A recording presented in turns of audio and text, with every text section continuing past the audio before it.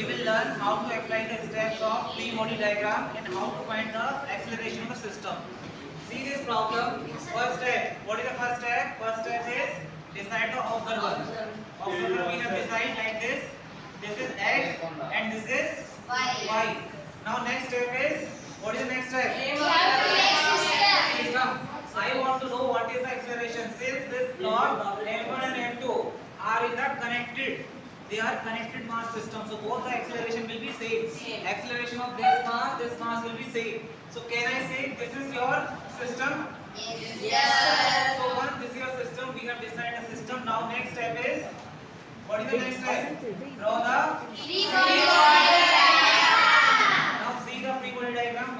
One force is gravity, M1 plus M2 G. One is normal reaction force. One force is like this. External force. Net external force we have written what? F. There is no external force now. Only F is acting on this entire system. So this is our system. Now tell me next step. What is the next step? X and Y direction. Motion of Newton. So acceleration. What is the acceleration in X? A. So net force in X will be F. Why is it positive? Why is it positive? Because it is in the direction. Very good, very good. It is in the direction of X, positive X. That's why we will take positive X. Net force in the X direction is F. M1 plus M2 into A.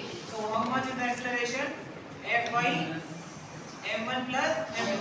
So this is what they have asked in the problem. So I can ask anyone to come on the board and explain me this problem. Can anyone solve this problem? Sir. You please come on the board and solve. Find tension in the string.